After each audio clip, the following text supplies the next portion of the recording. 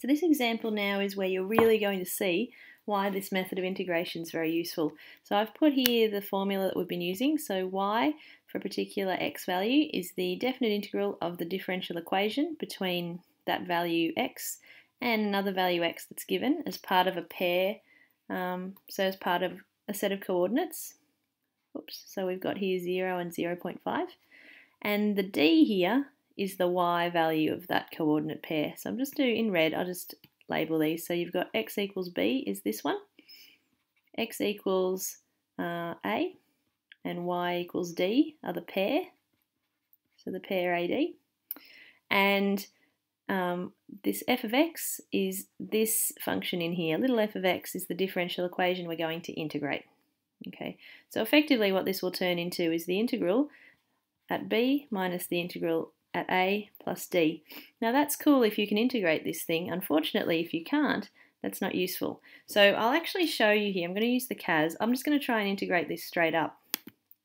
So I'm going to just do an integral.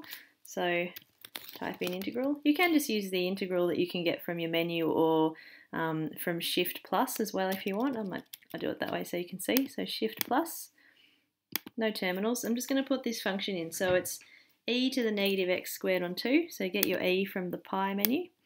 E to the power of negative x squared on 2. Put brackets around all that.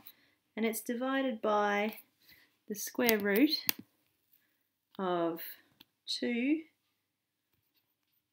times pi. And it's integrated with respect to x. If we push enter on that, can you see it hasn't been evaluated? So it didn't know what to do with this function. So this is where it's going to be really useful for us to use the method that we've been doing for the last couple of examples. So let's do some substitutions. We're going to find the solution. So remember that solve the differential equation means find y. So we're going to find y now and use the information we have. Bottom terminal is 0, top terminal is 1.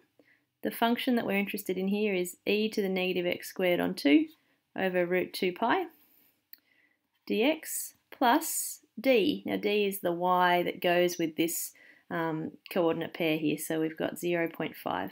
And what I'm going to do now is actually put this in the CAS. So I'm going to say use CAS here. So we can't do this by hand, it's not an integral that we know how to work with. So I'll go back to my CAS.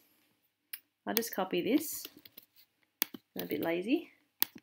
And what we'll do, I might actually just copy that function, put a new integral in. So we're going to look between, just going back, our two terminals are 0 and 1, and we're going to add 0.5 as well.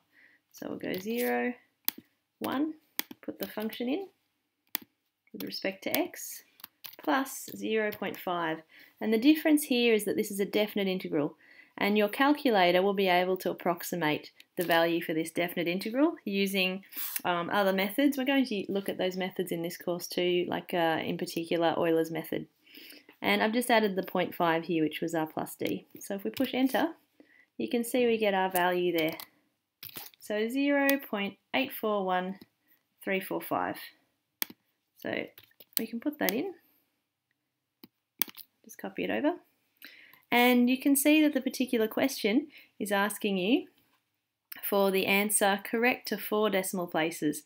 So that means that our answer would be y equals 0. That's 4 decimal places there. That's a 4, so we just chop off the decimal. So y would be equal to 0.8413 when x equals 1. And that is our solution to the differential equation given.